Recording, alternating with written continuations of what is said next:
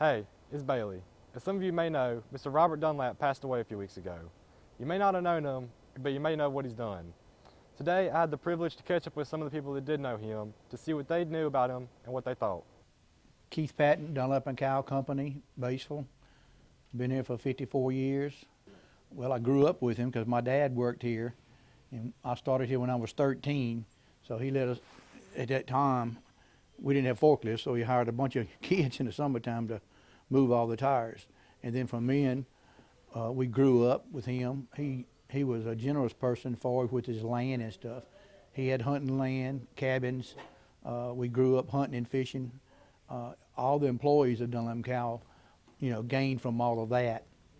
He was a generous person as far as sharing his stuff with, and that's what he built. He built everything he did for his employees and his kids.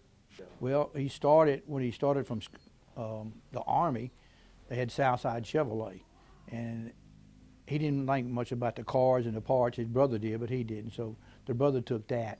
Mr. Dunlap had the retread shop at that time, and then he turned the retread shop into the tire business. It had the mule barn that they had from the war. He turned it into the auto parts, and then he started doing wholesale tires. And he wanted to be in the tire business, but he wanted to be in the tire business for himself. He didn't want to work for like any of your major manufacturers. He wanted to be able to buy from them, but he wanted to be able to do his own business, sell his tires, set his own prices, and it grew big from there. It grew from one warehouse to we got 23 warehouses now. I believe it's 23 warehouses and 39 retail stores. So it's grown a lot over the years.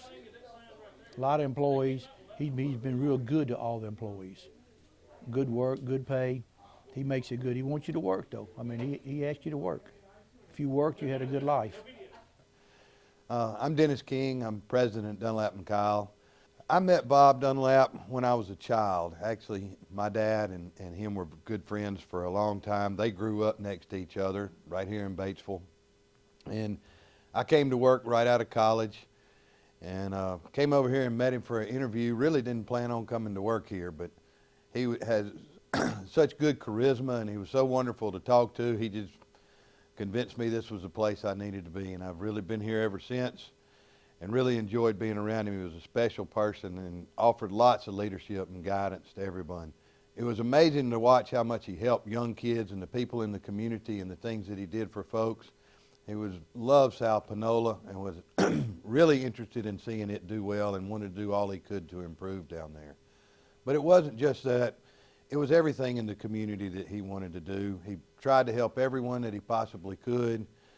And here, other places, other schools. He was real interested in education. He's offered lots of scholarships.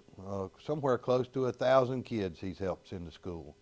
So it's really been a pleasure to know somebody like that could do those kind of things. He had lots of other philanthropy things he liked to do. He was real interested in nature and did that. And then for the business, I'm sure early on, before I got involved, he was real involved in the business, but mostly he cared about the people. And he cared about the people in the business, and that's what meant most to him. And that's what made him successful. If you'll take care of the people that you're involved with, it'll always be good in the long run. It's people that make things work. I was a good friend of his family and his grandfather especially. Mr. Dunlap has really been, Mr. Bob Dunlap has really been a man of vision. He could see way down the road, see that things were happening, prepare the company, and we would be right on track. He worked many hours when I first started, a lot more than I did or anybody did. He did all the buying. He met all the vendors, and he really did a good job purchasing tires for us. And we built our company on that, really.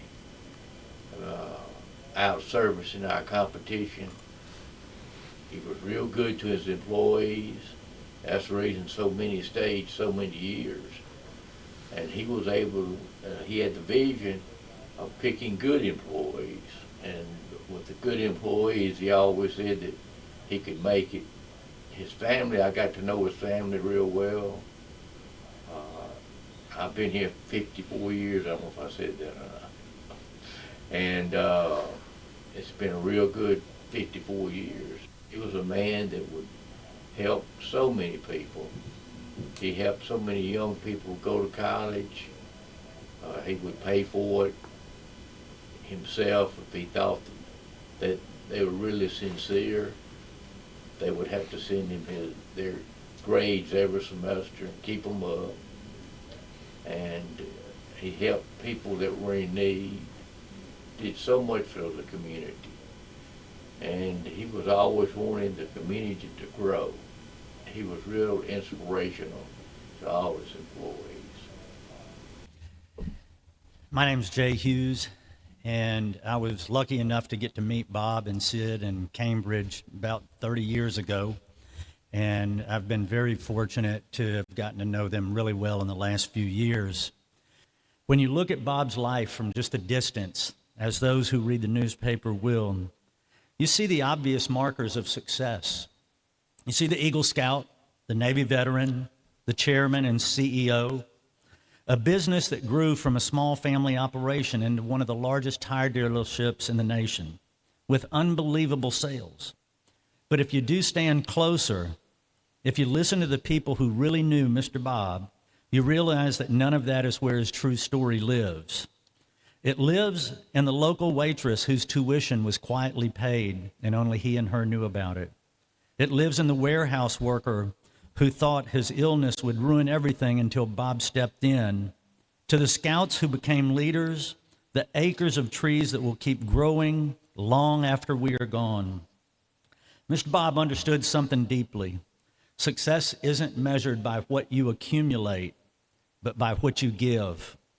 Even last summer, Bob was still doing what he loved most, driving his old car from Cambridge to Batesville, scaring many people, sitting in his wood-paneled office, black coffee in one hand, and talking to people. Not business, people. He was about relationships. But that was Bob's real business. It was the people. Bob believed in Batesville, from Terza Road to Eureka Street, not just a place on a map, but as a living community worth investing in. And he believed if you were fortunate enough to succeed, you were fortunate enough to give back. Schools, churches, civics group, the Palmer Home, scouting, athletics, conservation, causes big and small, public and private, Bob was always there. Preserved thousands of acres forever. He protected trees and wildlife for generations that he would never meet. And that's a different kind of philanthropy. It's one that trusts the future enough to invest in it. The bottom line is, we were all lucky enough to know Mr. Bob, and that he made every one of us feel like we were his closest friend he had. That's what made him special. So as he always said when you left him, y'all be careful out there. As we can see, Mr. Dunlap was a great guy who really helped his community. Even though he passed away, he will always be honored by the people that he impacted.